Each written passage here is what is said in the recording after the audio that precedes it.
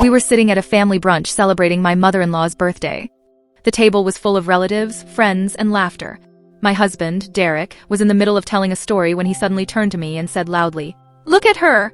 Always cutting coupons, saving pennies like we're living in the Great Depression. It's embarrassing. Who even does that in 2025?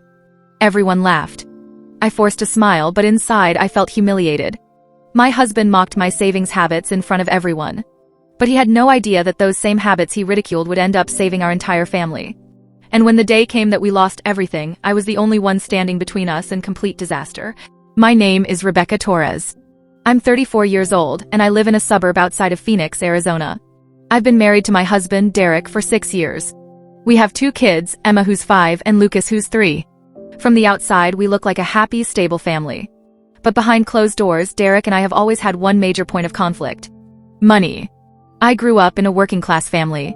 My parents were good people who worked hard, but they struggled financially. My dad was a mechanic, and my mom worked as a receptionist at a dental office. They made enough to get by, but there were months when things were tight. Really tight. I remember times when we ate rice and beans for dinner 3 nights in a row because that's all we could afford. I remember my mom crying quietly in the kitchen because she didn't know how she was going to pay the electric bill. When I was 16, my parents went through a financial crisis. My dad got injured at work and couldn't work for 6 months. They had no savings. No emergency fund. No backup plan. We almost lost our house. I watched my parents go through absolute hell during that time. The stress. The fear. The shame. I promised myself I would never let that happen to me. I promised myself I would always be prepared.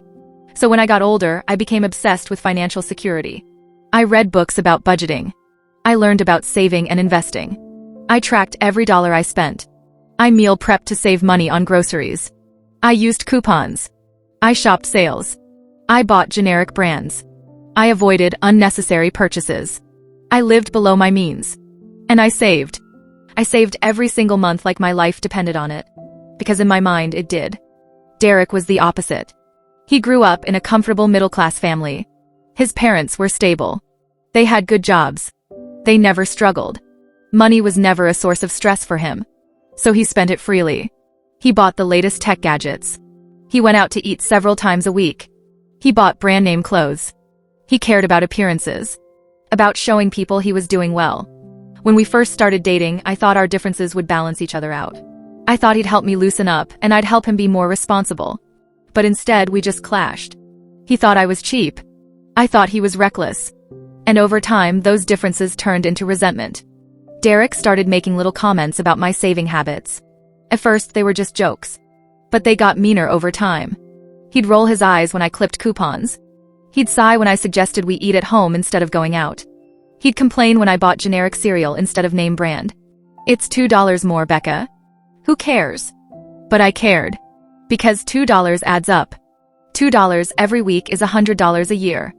$100 a year over 10 years is $1,000. That's how I thought. That's how I survived. Derek didn't understand. He thought I was being ridiculous. He thought I was being paranoid. He thought I was being cheap. And he started saying it out loud. In front of other people. At a friend's birthday party, someone asked me if I wanted to order an appetizer. Before I could answer, Derek jumped in. "Oh, Becca doesn't order appetizers. Too expensive. She's basically allergic to spending money." Everyone laughed. I smiled and changed the subject, but I felt embarrassed. At a family barbecue, Derek's brother asked me where I got my dress. I said I got it on sale at Target. Derek laughed and said, "Of course you did. Becca won't buy anything unless it's on sale or she has a coupon. She's the penny police." His brother laughed. His mom smiled uncomfortably. I felt small. At a dinner with his coworkers, someone mentioned vacation plans. Derek said, "Yeah, we're not going anywhere this year. Becca's too busy saving for the apocalypse."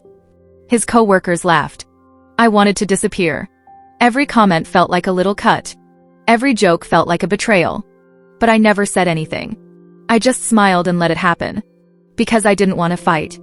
I didn't want to be the difficult wife. I didn't want to embarrass him in front of others. But inside I was hurt. I was angry. And I was determined to prove him wrong. The worst moment came at his mother's birthday brunch. We were at a nice restaurant. The whole family was there. Derek's parents, his siblings, his aunts and uncles. I'd been looking forward to it. I dressed up. I'd even splurged on a new blouse because I wanted to look nice. We were halfway through the meal when Derek started telling a story about how I'd spent 30 minutes at the grocery store comparing prices on pasta. Everyone was listening. He was animated, laughing, making exaggerated gestures. She literally pulled out a calculator. For pasta. I thought we were going to be there all day. Everyone laughed. Then he turned to me and said, "Look at her. Always cutting coupons, saving pennies like we're living in the Great Depression. It's embarrassing. Who even does that in 2025? The table erupted in laughter. His dad slapped the table. His brother shook his head, grinning. His mom gave me a sympathetic look but didn't say anything. I forced a smile. I nodded. I pretended it didn't bother me. But inside I was breaking. I excused myself and went to the bathroom. I locked myself in a stall and cried. I cried because I was humiliated. I cried because my husband didn't respect me. I cried because no one defended me. When I came back to the table, I made a decision. I would stop explaining myself. I would stop trying to make him understand. One day he would see. One day he would understand why I saved. And when that day came, I wouldn't say I told you so. I would just be there. Ready. What Derek didn't know was that I'd been saving for a specific reason. For years, I'd been quietly putting money aside. Every paycheck, I'd transfer a portion into a separate savings account that Derek didn't know about. Not because I was hiding it from him, but because I knew he'd try to spend it. I knew he'd say we didn't need it. That we should enjoy our money now. That we should live a little. But I knew better. I knew that life was unpredictable. I knew that emergencies happen. I knew that one bad month could destroy everything. So I saved. I saved 20% of my income every single month. I saved bonuses. I saved tax refunds. I saved birthday money. I scrimped and sacrificed and went without so that we'd have a safety net. By the time of that brunch, I had $53,000 saved. $53,000 that Derek knew nothing about. $53,000 that would change everything. 3 months after that brunch, everything fell apart. Derek came home early from work one Tuesday afternoon. I was in the kitchen making dinner. He walked in, his face pale, his hands shaking. He sat down at the kitchen table and said, "I got laid off." I froze. What? They're downsizing. They let go of 15 people today. I'm one of them. My heart sank. Did they give you severance? 2 weeks. 2 weeks. That was it. 2 weeks of pay to figure out our entire future. I sat down across from him. Okay. We'll figure it out. You'll find another job. He nodded, but he looked terrified. Becca, I don't know if I can find something fast enough. We have the mortgage. The car payments. The daycare. The credit card bills. Credit card bills? What credit card bills? He looked down. I've been using the cards a lot. For work lunches. For the kids' stuff. For things around the house. How much? He hesitated. $18,000. I felt like I'd been punched in the stomach. $18,000? Derek, how did you let it get that high? I don't know. It just added up. I thought I'd pay it off eventually. I took a deep breath. I tried to stay calm. Do we have savings? He shook his head. No. I spent the emergency fund last year when I bought the new TV and the couch. I closed my eyes. Of course he did. Over the next few weeks, things got worse. Derek applied for jobs but got no responses. Bills started piling up. The mortgage was due. The daycare needed payment. The credit card companies started calling. We were drowning. One night, Derek broke down. He sat on the edge of our bed with his head in his hands and said, "I don't know what to do. I've failed you. I've failed the kids. We're going to lose everything." I sat next to him. I put my hand on his shoulder. And I said, "Derek, I need you to sit down and listen. There's something you don't know." He looked at me, confused. What? I pulled out my phone and opened my banking app. I turned the screen toward him. I've been saving. 4 years. Every month. I have $53,000. His eyes widened. What? I have $53,000 in a separate account. It's our emergency fund. And this is the emergency. He stared at the screen. His mouth opened, but no words came out. Finally, he whispered, "How?" I saved. Every paycheck. Every bonus. Every tax refund. I cut coupons. I meal prepped. I bought generic. I did all the things you mocked me for. And now we have enough to survive. Tears started streaming down his face. You saved us. Yes. I'm so sorry. I'm so sorry. I nodded. I know. Over the next few months, I used that money to keep our family afloat. I paid the mortgage. I paid the daycare. I paid the credit cards. I covered the utilities. I bought groceries. I kept us safe and secure while Derek looked for work. It wasn't easy.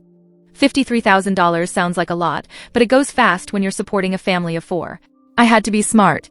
I had to budget carefully. I had to make every dollar count. But I did it. Because I'd been preparing for this my entire life. Derek found a new job 4 months later. It didn't pay as much as his old job, but it was stable. We started rebuilding. We created a joint budget. We agreed on spending limits. We opened a joint savings account and started contributing together. Derek stopped mocking my habits. He started learning from me. He started clipping coupons with me. He started meal prepping with me. He started understanding. 6 months after Derek got laid off, we were invited to another family gathering. This time, it was his brother's birthday. We were sitting around the table and someone asked Derek how we'd managed to get through the layoff without losing the house. Derek looked at me. And then he said, "My wife saved us. She's been saving for years and I made fun of her for it. I called her cheap. I mocked her in front of all of you. But when I lost my job and we had nothing, she had $53,000 saved. She paid our bills. She kept us afloat. She saved our family. And I'll never make fun of her again." The table went silent. His mom started crying. His dad nodded respectfully. His brother looked stunned. And for the first time in our marriage, I felt respected. I felt valued. I felt seen. It's been a year since Derek got laid off. We're in a better place now. We have an emergency fund again. We're paying off debt. We're living within our means. Derek and I are closer than we've ever been. Because we went through something hard together. And we survived. I learned something important through all of this. Being smart with money isn't cheap. It's power. It's security. It's freedom. And no one should ever be made to feel ashamed for being prepared. Derek learned something too. He learned that humility is important. That respect is earned. That the quiet, practical things people do in the background often matter the most. He mocked my savings. But those savings saved us all. Being smart with money isn't cheap. It's power. He laughed at me until life stopped laughing back. He called me cheap. I call it being prepared. Have you ever been mocked for being financially responsible? Have you ever been the one who saved your family when no one else could? Tell me your story in the comments. And if you want more stories like this, let me know. Don't forget to subscribe. Thank you for listening.